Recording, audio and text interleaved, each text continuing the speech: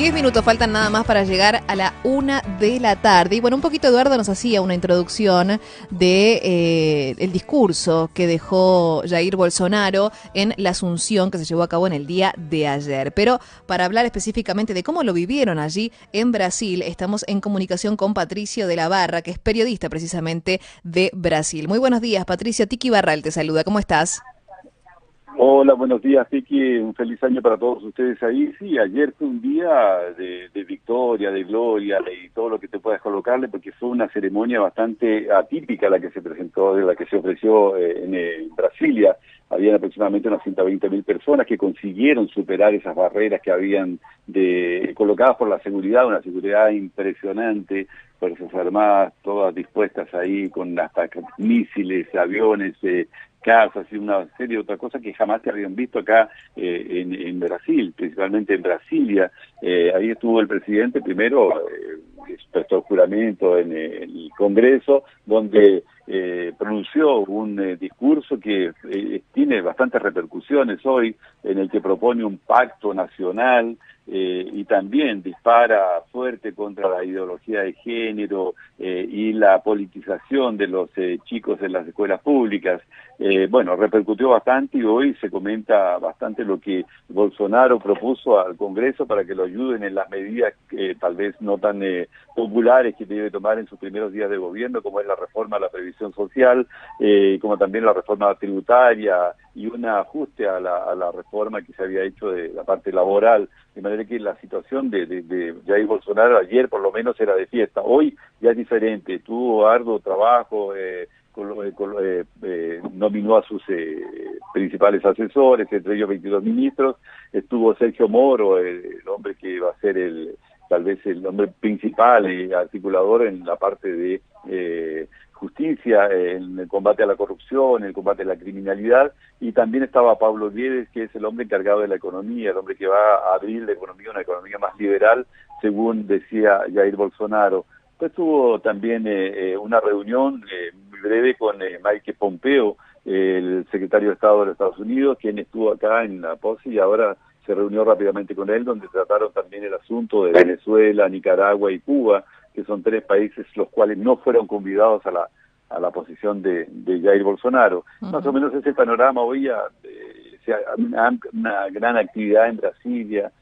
Todos los ministerios ya comenzaron a trabajar, principalmente Sergio Moro, que es el hombre que te decía anteriormente encargado de la justicia acá en este país, ya dijo que él va a intentar que no se apruebe esto de impedir que los presos no empiecen a cumplir su pena o su condena cuando ya sean condenados en segunda instancia, lo que perjudicaría las intenciones de Lula da Silva de dejar la prisión en la que se encuentra cumpliendo 12 años por corrupción y lavado de dinero. Claro, absolutamente. Y Patricio, vos me decías recién que apeló a un pacto nacional, Bolsonaro.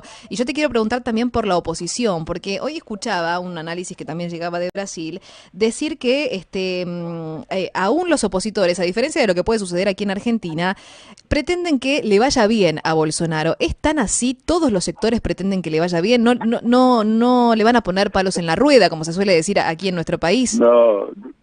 No, claro que no.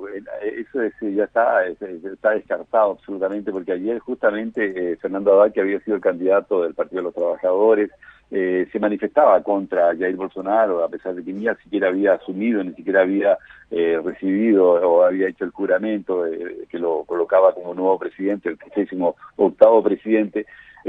No, ya se mostraron ya claramente en una oposición ferreña, y tú puedes ver, por ejemplo, que ayer no participaron de la sesión solemne ni el Partido de los Trabajadores, ni el Partido Solidaridad, que es el partido que se sitúa a la izquierda del Partido de los Trabajadores, ni el Partido Comunista, que tiene también alguna pequeña participación dentro del grupo esto de los 513 diputados. Es decir, no, la oposición va a trabajar bastante fuerte, ya se está manifestando contra cualquier tipo de medida que pueda adoptar Jair Bolsonaro, y eso lo dejaron muy claro ayer al no participar, y segundo, hacer declaraciones muy fuertes contra un retroceso que podría haber en la sociedad brasileña y también en el aspecto internacional, donde Jair Bolsonaro no tendría una gran acogida. Es decir, no sé, son cosas que va a utilizar la oposición y lo va a utilizar muy fuerte, ¿no? Ujú.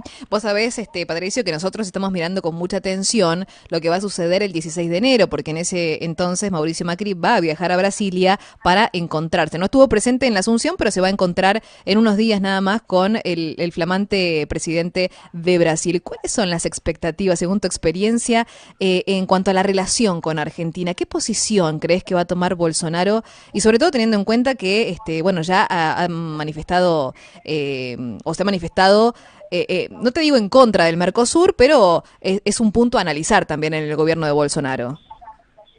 Sí, exactamente, son dos puntos importantísimos. Primero llamó la atención a la prensa en general acá en Brasil el hecho que Mauricio Macri no hubiese comparecido a la posición de Jair Bolsonaro, mandó a su canciller, pero yo creo que perdió una excelente oportunidad que fue aprovechado por otros presidentes que estuvieron acá, el presidente de Paraguay, el presidente Tabaré Vázquez de Uruguay, el presidente chileno Sebastián Piñera. Uh-huh. Es decir, tuvieron una aproximación bastante importante con Jair Bolsonaro. Ahora, quien está un poco más duro con respecto al Mercosur es Pablo Guedes, el hombre, el superministro que va a ser el encargado de conducir los destinos económicos de Brasil. Dice que no es prioridad para ellos el Mercosur. Claro. Ellos quieren negociar, hacer convenios bilaterales con todo el mundo, aprovechar esta aproximación con Chile para tener una salida al Pacífico y una serie de otras cosas. Ahora, Bolsonaro dejó claro, para él es importante el Mercosur, pero desde que no tenga una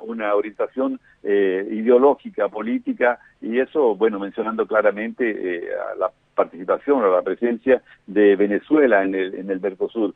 Pero con Argentina no, con Argentina yo creo que él entiende, y el ministro de Pablo Guedes también debe entender que es un socio comercial importantísimo aquí dentro de América Latina, es decir, hay un intercambio comercial muy fuerte entre Argentina y Brasil. Tanto es que ayer inclusive recibió muy bien a Evo Morales, a pesar de todas las críticas que Bolsonaro había recibido por parte de Evo Morales, sabe que es un socio importante. ¿Por qué? Porque es principal proveedor de gas natural. Claro. Abastece de la industria y bueno. Pero es cierto lo que decís, que llamó la atención la presencia de Evo Morales. Llamó la atención, claro, sí, llamó la atención porque no se esperaba, es decir, que él confirmase la invitación. Ahora, había Carlos Sánchez Berzovín, un ex senador que está refugiado en Brasil y en Estados Unidos. Él pidió a Bolsonaro que no lo recibiese, cosa que no se llevó a cabo tampoco. Ernesto Araújo, que es el canciller, el nuevo canciller, tampoco tomó ninguna determinación y fue recibido muy bien. Evo Morales incluso tuvo un diálogo, claro, muy rápido con Jair Bolsonaro, lo que indica que Brasil está dispuesto, por lo menos este nuevo gobierno, a negociar de las mejores condiciones, siempre colocando como prioridad los intereses brasileños. Uh-huh. Eso lo dejó muy claro, es decir, quiere negociar con cualquier país desde que no tenga una clara intención ideológica, ¿no? Es muy interesante lo que nos estás contando, porque por lo menos las informaciones que llegan aquí a la Argentina harían presuponer que Bolsonaro se ubicaría más cerca de Estados Unidos y no tanto de América Latina, por digamos, más allá de formar parte de América Latina, obviamente, pero que se ubicaría más cerca de Estados Unidos, y sobre todo teniendo en cuenta el mensaje que le brindó Donald Trump a través de Twitter: estamos con vos, o algo similar. No lo estoy parafraseando, pero algo así le escribió a través de Twitter. Sí, exactamente, llamó mucho la atención ese Twitter que le mandó después del discurso que él seguramente tendría que haber escuchado, discurso que pronunció, el primer discurso ante el Congreso. Elogió a la forma como él se planteó, e incluso está dispuesto a colaborar con este nuevo gobierno. Eso, claro, es muy claro, porque hay una cierta admiración por parte de Bolsonaro, siempre la ha manifestado por Donald Trump, porque tienen algunos aspectos muy similares. Son dos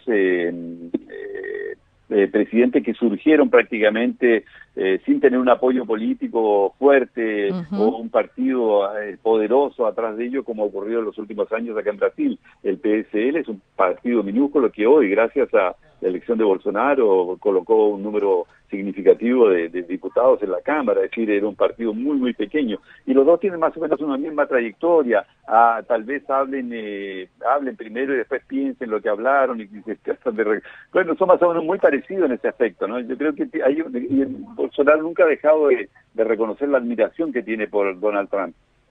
Claro, exactamente.